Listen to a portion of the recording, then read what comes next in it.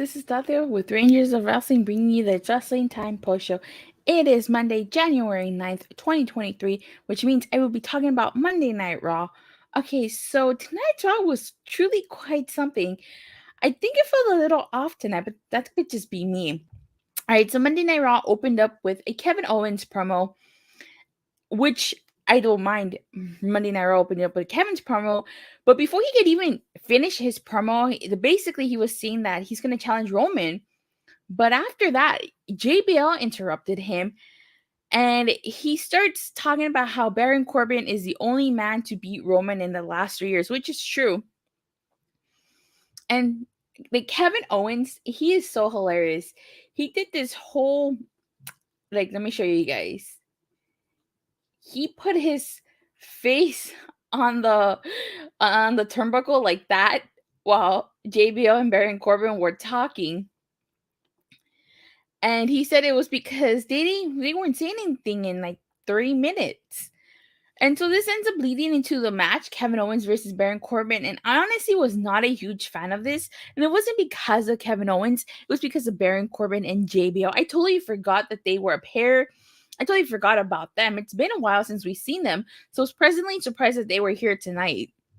But I was not a huge fan of them interrupting KO. I'm not entirely sure what this has to do with the build to Royal Rumble. I guess you can make the argument since Baron Corbin is the only man to beat Roman, Kevin Owens beating him made sense. But this was an okay match. This wasn't bad. So afterwards, in typical Bloodline fashion, Jey Uso and Jimmy Uso, alongside Solo Sikoa, come out after the match. And the funny part about all this is that Kevin Owens took Mike Rome, who is the ring announcer, his shoe, and he started hitting, I think it was Jimmy Uso with the shoe, which I thought was so hilarious. And then he took a chair to the Usos and Solo Sikoa. Here's the thing, though. Adam Pearce comes on, he tries to stop what's going on, and then they go backstage, and he basically tells the Usos that they are going to face the winner of tonight's tag team turmoil for the Raw tag team titles, which I thought was super interesting because the Usos are the undisputed tag team champions. So is this the start of them splitting the tag titles? It's just the Raw tag titles. Very interesting that he said that. I thought I heard wrong, but no, when I went back and replayed the footage, he did say Raw tag titles. And then he says that Solo Sikoa will face Dolph Ziggler alone and that the Usos are gone for the night. So somewhat of a decent way to open Raw. Like I said, I don't mind KO opening Raw, but I was not a huge fan of Baron Corbin and JBL interrupting him. I also did not like Baron Corbin versus Kevin Owens. I thought it was unnecessary. But the whole Bloodline KO stuff, I didn't mind. So we get an Alexa Bliss promo segment, and she's talking about how Bianca Belair might be the Raw Women's Champion, but she's not here. She says that Belair is afraid of her because she is the face of evil and that she hasn't felt this good in a really long time, and she's finally taking control and is the one in charge. She says she isn't afraid to use her hands and tear more scars into Belair, and then all of a sudden Uncle Howdy appears on the Titantron and he says, "Do you feel in charge?" And it had like her previous evil gimmick on the Titantron, and then Uncle Howdy comes out, and it kind of just stops right there. Like it goes to commercial break. He literally comes out and does nothing. He just comes out. We don't get to see what happened with Uncle Howdy and Alexa Bliss. Like he just comes out and it quickly just goes to commercial break. So we don't know if there's a follow-up. We might have to wait till next week. But it's very interesting that Uncle Howdy comes out with Alexa Bliss. But I really wish we would have seen more of Uncle Howdy and Alexa Bliss interacting. Again, she's probably turning heel if she's not fully heel yet. But I wonder if she's going to go back to her creepy persona that she had. But I wasn't a huge fan of this segment just because I felt like they cut it off in the middle. Like literally when it went to commercial break and they came back, it was on a totally different match. So I don't know what happened there, but that was just not a good way to cut things off. You should have just finished the segment and then moved on to the next thing. We're supposed to get Michin Mia Yim versus Bayley, but before the match even starts, Bayley cuts a promo basically saying she's going to send a message to Becky Lynch, and she's going to see, hopefully, she says that Becky Lynch is going to watch what she does to her friend. So again, this leads into Michin Mia Yim versus Bayley, and Bayley ends up winning this with, she puts her feet on the rope while pinning her. Which I thought, and this match wasn't too bad. This match was as a result because you guys remember last week, Mia Yim came out to help Becky Lynch mid-match in a tag team match against Damage Control. So we got Candice LeRae backstage interview, and she's basically talking about how Johnny Gargano is bummed he couldn't participate in tag team Turmoil. And before she can even go any further, Rhea Ripley interrupts and basically says that Candice's wings are going to get ripped apart, and this is a great homecoming gift for Dominik. And you can kind of see Nikki Cross in the background watching this play out. So I'm very curious what they're doing with Nikki Cross and Candice LeRae. She's been stalking Candice LeRae for a while now.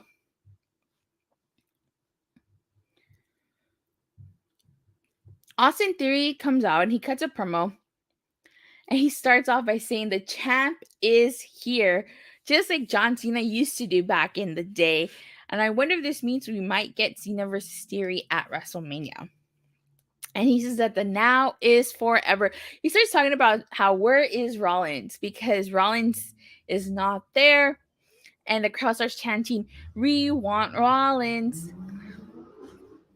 Sorry about that. Theory starts talking about how Rollins is going to outshine him, outclass him, and beat him. And then he brings up the fact that Rollins had to limp away from the ring because his Oni couldn't keep up with him. And he calls himself the U.S. champion Austin freaking Theory because Rollins was outclassed and outshined and taken to school. You know, so far I'm liking this new Austin Theory character. I think this is what he needed. I'm really liking his this title reign of his. So Seth Rollins actually does end up coming out. He comes out in crutches and shades, and he's just looking fly. And I don't know if anybody's ever like tried to walk with crutches, but it is the hardest thing to walk with crutches.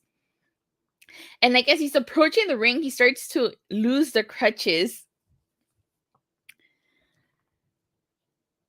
And the crowd starts singing a Seth Rollins song. And Theory says that Rollins is acting like he's 100%, but he's truly not. He goes on to say that if Rollins is the mountaintop, he's the pinnacle of this industry. Theory admits that Rollins is the best and that he surpassed it, and that Theory has surpassed him. And so, of course, Theory goes on to say that he's going to go on to bigger things like winning the Royal Rumble and go on to headline WrestleMania and will walk out the undisputed Universal Champion. Then Rollins says that he's going to do the same thing. He's going to be 100% by the Royal Rumble, and he's going to main event WrestleMania. And he came out for this to hear these fine folks sing his song, and he's going to see Theory at the Rumble, kid. And then guess who comes out? Bobby Lashley comes out, and Theory tells Lashley that not to come into the ring because he's a pass. Bobby Lashley spears Theory, and basically Bobby Lashley enters the Royal Rumble, and he's going to manhandle every superstar in the Rumble. That's what he says. So Bobby Lashley is back after he was fired, rehired, and then suspended by Adam Pearce. But speaking of Bobby Lashley, we actually get a Bobby Lashley segment. And Byron Saxton was trying to interview Bobby Lashley, but MVP interrupted. And we come to find out that MVP extended his hand to Bobby Lashley, but Lashley didn't want to shake his hand. And that it was because of MVP that Bobby Lashley got reinstated. And MVP acknowledges the mistakes were made and he's trying to get them back. But he goes on to say that Lashley's mistake wasn't so easy to be smoothed over. Lashley says he's not going to forget what went down between them. But then MVP says if Lashley wants to expand his business, MVP's number is the same. So a little tease of the Hurt Business.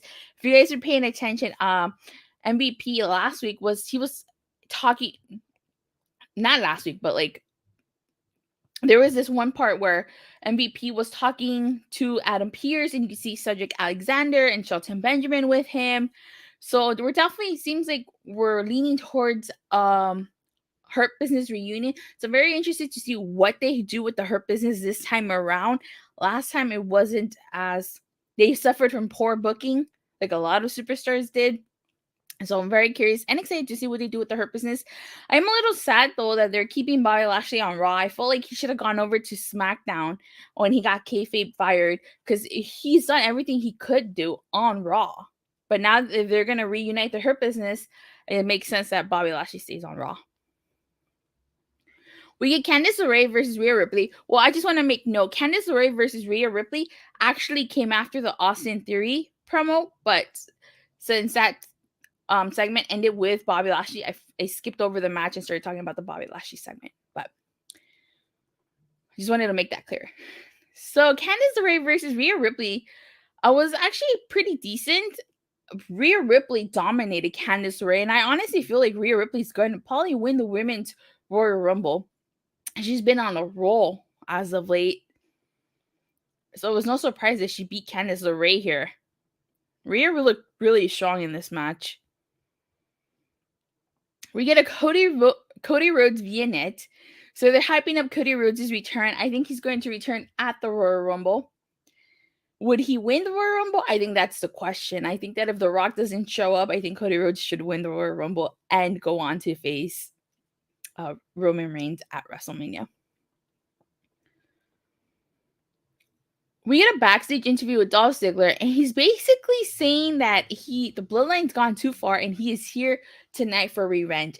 Guess who interrupts his interview? Mustafa Ali, by saying that Ziggler owes him since he cost him the United States title, and he was offended by the fact that Dolph Ziggler turned down a spot in Tag Team Turmoil. There was supposed to be the two of them together.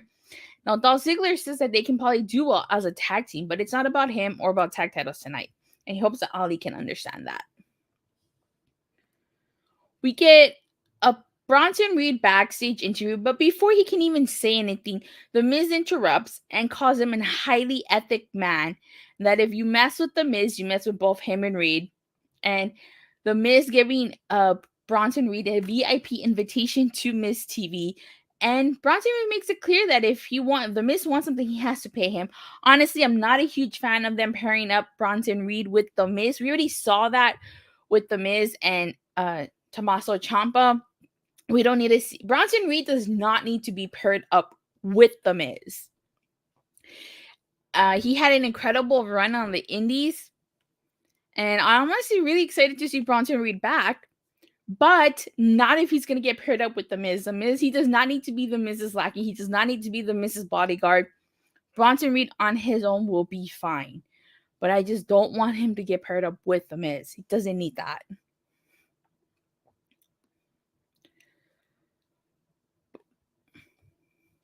So we get Solo Sikoa versus Dolph Ziggler, and Solo Sikoa pretty much dominated this match. I feel bad for Ziggler. I mean, he got some offense in. He even got a zigzag in, but it wasn't enough. Solo Sikoa with the Samoan spike was victorious, and at the end, the Usos come out and leave with Sikoa. So Solo Sikoa so far is on a roll as well. He is undefeated so far. Very curious to see who WWE is going to have beat Solo Sikoa. So far, he's undefeated so far. We get a quick backstage segment with Damage Control. And basically, with this segment, for once, Damage Control got the upper hand. Mia Yim comes out and accuses Bayley of being a cheater, but then the numbers game is on Mia. So Bayley and the rest of Damage Control beat up Mia Yim and basically tell her don't step up for someone who won't be there for you, referring to Becky Lynch. We get a Miz TV segment with Dominik Mysterio, and Dominik looking like a young Kohan here with this attire. He's got the bandana, the shades, the whole. All he was missing was the saggy pants and stuff. I thought it was hilarious. They're trying to make it sound like Dominik actually spent a hard time in jail. Like this whole segment with Miz TV, Miz saying he was going to get an exclusive look into our justice system. And he comes out with Judgment Day, and Miz apologizes for not having more chairs, but Dom says that he learned in prison that you always roll with your crew and snitches get stitches, which is true. Snitches do get stitches. And he starts talking about being locked up with the world's most dangerous people and not knowing where your next meal is going to be. And if he was ever going to see mommy, he had to do what he had to do. I mean, they're acting like Dominik literally spent weeks or days in jail. He was in there for like less than 24 hours. Oops, my bad. My camera malfunction. Oh, sorry. I'm having some technical difficulties here with my camera. I do apologize. But okay, there you go. Sorry about that. Okay. So even Dominik had the little teardrop tattoo. Like he was literally in there for less than 24 hours, and he comes out being all hard and like looking like a cholo and stuff. And the Dom makes a comment saying how you just had to grab it by the balls like Maurice does to the Miz. And Priest tells Miz it's not about him. Dominik starts talking about how his cellmate wanted to punch a hole in his face, and he knows how Martha Stewart feels. If you guys remember, Martha Stewart did a jail time a couple of years back. And the Miz mentions the mentors and sandwiches and some type of omelets in the clink. I think he's trying to make references to that episode of The Office. But nevertheless, you're really trying to sell this whole prison change Dominik. Like it would have been believable if he would have been in there for more than 24 hours, but literally like Dominik he got arrested and was released the next day. Like how does prison change you in that short amount of time? But it's pretty hilarious. I find it hilarious. I know some people probably think this is cringe, but I thought it was pretty funny. So after this was the top contender tag team turmoil. It was the OC versus Judgment Day versus Street Profits versus Alpha Academy versus Cedric Alexander and Shelton Benjamin. This was the main event. And the turmoil started off with the OC versus Judgment Day in the form of Priest and Finn Balor. There wasn't much to this. Judgment Day, I have to say, Cedric Alexander, Shelton Benjamin versus Judgment Day was actually one of my favorites. Cedric Alexander and Shelton Benjamin actually feel like they did a pretty good job together. It sucks that they lost, but they worked well together. And one of my favorite spots in this turmoil was when Judgment Day faced Alpha Academy. Otis doing the caterpillar, which we haven't seen in a while. And Otis actually he bombed a Finn Balor, but he failed to realize that poor Chad Gable was in there, so he hurt his own partner. This allowed Judgment Day to be victorious and move on to the last match. So when it came time to face the Street Profits, it had to be Damian Priest and Dominik Mysterio because Finn Balor was unable to compete since I think he hurt his ribs with that bomb that Otis did. And aside from that, like they had no choice. It was either Dominik competed or they forfeit. So they chose to send Dominik in there. And I actually really liked the Street Profits versus Judgment Day. It was not a bad match. I mean, that 450 splash to Dominik by Montez Ford towards the end was really good. Of course, Rhea was an X factor in this. She helped Dominik while he was pinning Montez Ford. And so Judgment Day was victorious. Judgment Day, this whole tag team turmoil was all about Judgment Day. Clean sweep, top to bottom for the Judgment Day. And of course, the Usos come out. But they only come out with the Raw tag titles. And again, they hold up their Raw tag team titles. And they have a start off with the Judgment Day. So now I'm very curious here to see what's going to happen. Like, is Judgment Day actually going to win those Raw tag titles? And are Sami Zayn and Kevin Owens only going to challenge for the SmackDown tag titles? Like, what? I'm very curious now to see what they do. But overall, I thought my favorite part of today's Raw was actually the tag team turmoil. It was probably the best part of Raw. The Miz TV segment, depending on how you look at it, it could be cringe, but I didn't mind it. So the Sikoa versus Dolph Ziggler was okay. I didn't really like the Bronson Reed stuff because I don't want him to be paired up with The Miz. I really dug the Austin Theory Seth Rollins promo. Candice LeRae versus Rhea Ripley was decent. But I was not a huge fan of Kevin Owens versus Baron Corbin. And that Alexa Bliss promo would have been something if we would have gotten the full segment. And because it seemed like it was interrupted or they cut it off halfway. I don't know what that was about. But overall, this Raw was okay. Not as strong as last week's, that's for sure. But it was an okay Raw. I know Vince McMahon is back with the board of directors. Kind of makes me wonder if he was booking tonight's show. Because it opened up with JBL and Corbin, really? Okay, well, I'm going to give it a 6 out of 10. There were things I liked. There were some things I didn't like. But with that being said, that concludes this review. Thank you guys all so much for watching and for the continuous support. Please don't forget to like and subscribe. Make sure you hit that bell so you get notified whenever I go live or release a new video. And there will be no AEW Dynamite review because I will be there in attendance. So make sure you subscribe so you can see some of the stuff that I upload. And I'll be curious to see if Mercedes Moné debuts. So until next time, you guys. Bye.